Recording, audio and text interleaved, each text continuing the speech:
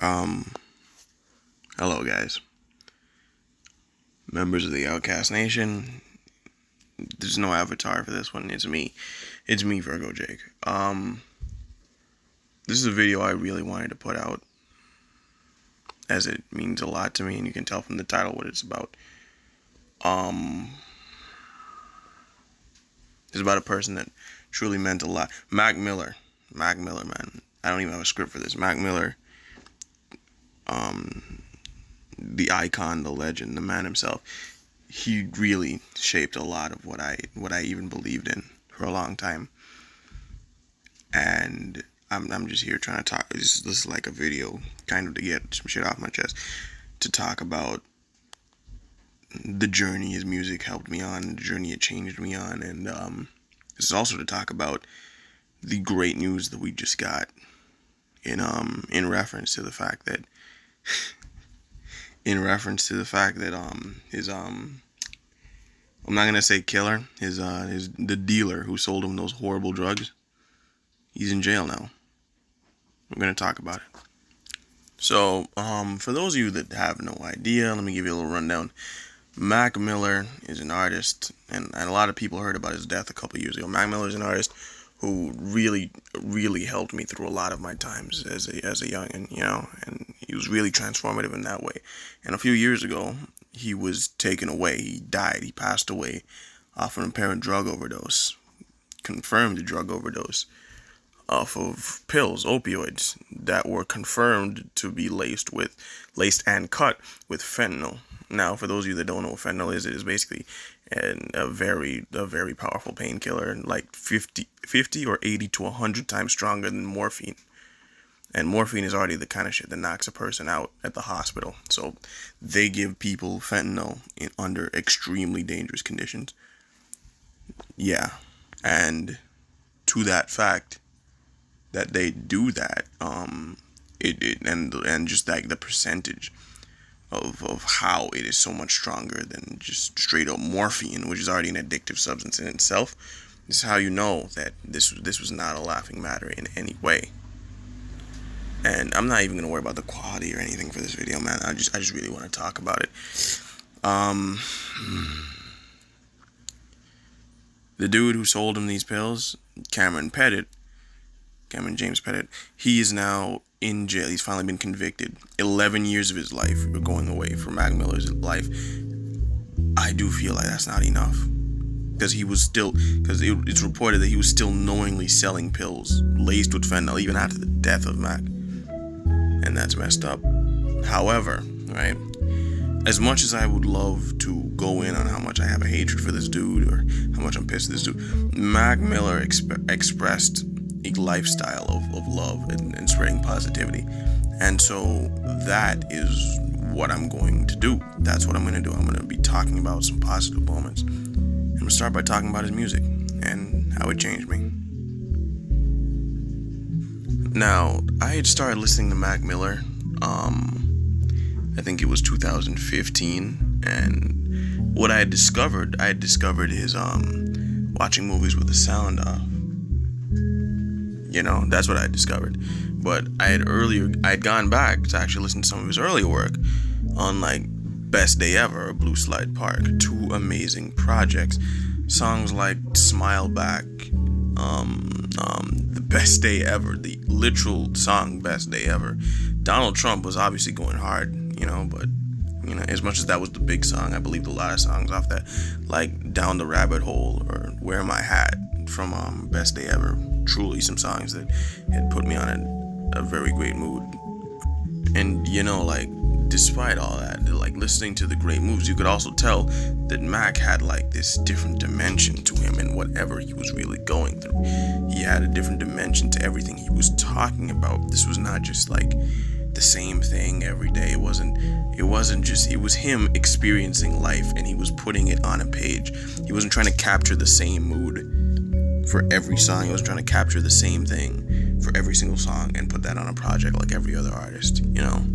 He wasn't. He was a kindred soul who really, truly felt happiness in expressing what he knew and what he understood with those around him. With with those who listened to what he had to say. And that's where I get into the first foray into his music, which was watching movies with the sound off. Now, me looking back as an adult, this project, this cover art alone has like a lot of devious imagery in it, you know, but I'm gonna ignore it. I'm gonna ignore that for now, because that's not even what this is about. This is about Mac himself, man. He was such a great person, and the music he made, this project alone, was, I think, like a lot of people say it was a turning point, but I feel like it was a great time for me to discover what Mac really was doing at the time. First time I listened to a full project, it was this, watching movies with the sound up. Songs like I'm Not Real and SDS threw me for a loop, as you really heard that this guy was trying to identify who he was, and he was legitimately trying to peel back the layers that was himself. That's what it was. And like, I'm sorry, I'm getting a bit choked up even thinking about this. These songs really allowed him to peel back the faces of what he was. We're not even getting into faces yet. Oh boy, I'm ahead of myself. And it really shone through as he made something crazy on songs like, because my two favorite songs on the project are Matches and Aquarium, where Mac really diverges, you know, like what you usually think he's supposed to be doing, and then he really shows where he shines in his production, his lyrical capability, what he's talking about. He's not just the same guy anymore, and you can tell that he had grown over these few years of just making music and putting it out, on top of making Double XL in 2011, which makes it crazy, because that's one of my favorite Double XL freshman classes, and I didn't even discover Double XL until I was 2016. So like, life was insane to know that he was a part of that class, you know. And this album, if you want to listen to anything, despite the imagery, if you're a Christian, this album really does bring like a level of introspection to a young man. And the next project I'd even listened to by him was Faces. Now this is a fan favorite. Anyone who's a Mac Miller fan knows that Faces has remained, and possibly will remain, like an entire album, mixtape, whatever you want to call it, because he actually released it independently in between albums and between record deals. So it was kind of a crazy time for him, and the fact that he had made all this music and released it made it even more special, because once you delve into what it's really about, the project itself, I can't do it justice in this video, but I could do a detailed explanation about the genius that is Mac Miller's Faces. The album does a great job expanding on watching movies with the sound off. It doesn't expand, it takes it to a whole nother universe, as it's different from a lot of the things Mac made. The album itself is basically an LSD trip. It's basically a drug trip. It's Mac taking us through the times where he had gotten extremely high, and where he had noticed the certain levels as to which he was incapable as a human being, and how he could truly improve. He peeled back the faces of himself.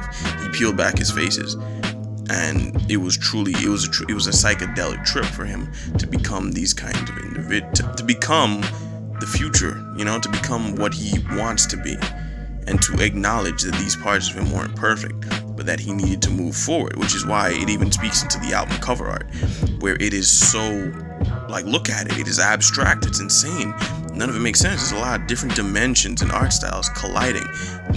To be honest, it's meant to represent how it truly feels to be off of LSD. Yeah, it's this crazy. Imagine this, being off of acid, you know. And then speaking about, like, I mean, you can just, man, speaking about another project, Good AM. When Mac Miller released this, you could just tell he was in a better place. When he released this, he initially said that he was doing less drugs, he was in a much better place as a person. And listening to this back in the modern day, you can hear it, and he was in a mood to really dissect himself, and was trying to tell himself to change on songs like Perfect Circle, Godspeed, you know, even the introduction, 100 Grandkids. it's a song, you know, explaining very explicitly how Mac dreamed of the future and explained that he would give his mother all these children to spoil, you know, when he was older, and how he was trying to get a wife and enjoy his life later on. He's stuck in his ways, but he truly does feel the change, and you can tell he was off less drugs at the time, and he was truly trying to rehabilitate himself and become a better person. Good AM was him signaling that he wants to change. He's not just stuck in his ways like all these other artists. He realizes this is bad and he wants to move forward. This is what it was. And then there's Swimming. This project was a hybrid project of sorts where Mac really experimented with his production and his delivery and his way of rapping.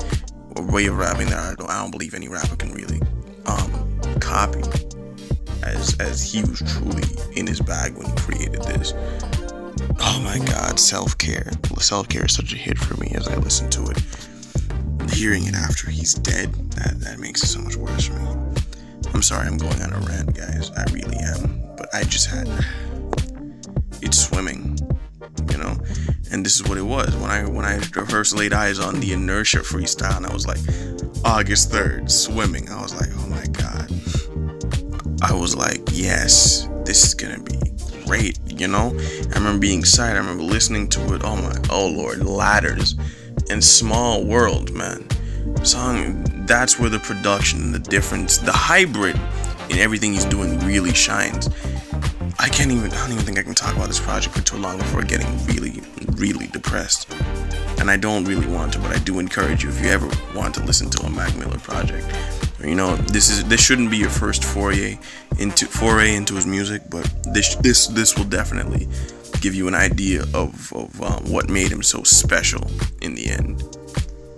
You know, Swimming, what I believe at the time was his magnum opus, and Circles, the album to come after it, was next, and it was, oh my god. And yeah, that brings us to the album that he had created before he passed. The second, that was in a supposed trilogy. That was supposed the third album was supposed to be called something like Infinity or whatever I hear. So it was supposed to come full circle. It was gonna be swimming in circles for ever. That's what it was kind of supposed to be. It was supposed to start with Swimming, a hybrid album, then go into a full-on singing album with Circles, and then Foyer back into rap. And it was supposed to be this grand idea that no matter where he goes, he'll go back to where he started from. It's a circle of greatness. And it makes me sad to know that Circles, the middle piece in all this, has been stuck. This is what Mac created before he died.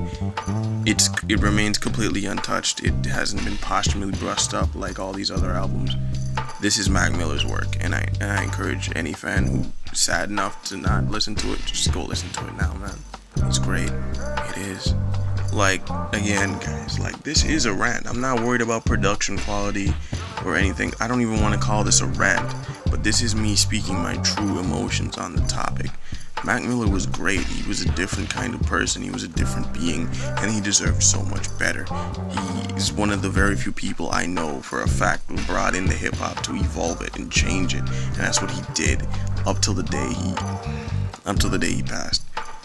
He changed so many things, and it was crazy to see his evolution from one project to the next. And it's sad to know that he died because some drug dealer didn't give a shit. I don't want to say it like that, but that's what it was, and it torments me. And to know that that guy only got 11 years, I believe he should have gotten life in jail. I believe he should have, and I wanted him to. I'm sad about it, but I'm not even the one who should feel the worst right now. Mac Miller's family, his friends, those close to him, they should feel much, much, much, much worse. I know they feel worse, man, and that's what hits. That's what hits. He's gone for them. You know, as a man, like, his music really helped me change and evolve as a person, listening to each project, walking every single day, you know, it really helped. Mac was that dude, bro. Oh my god. And it's just like, this is remembering Mac Miller. I want people to remember. I want this on the channel for the idea of remembering a guy like him, for remembering what he was, and for what he truly did represent, what he was changing. You know, anybody who knows me, if you follow me on Instagram, because you know my Instagram link's all over the channel. If you follow me on Instagram, you already know, or like if you've been following me for a long time, you know, man, I post Matt Miller every single one of his birthdays and every single anniversary, the anniversary of his death, and it hurts, you know, but it hasn't even been that many. It hasn't even been that many. But it's the years are going to rack up. The anniversary's coming around again, and it's been insane. Thank you for listening to me talk about this, guys. I don't even know how to end this, but thank you. Rest in peace to Mac Miller.